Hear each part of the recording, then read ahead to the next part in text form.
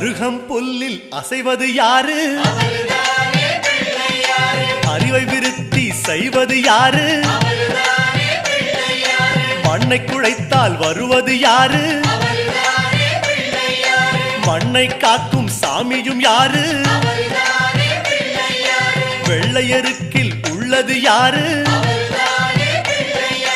வெற்றி கொடுக்கும் நாயகன் யாரு? முன்னே வந்த சாமியும் யாரு? அவரும் வாழ்வது எங்கே கூறு?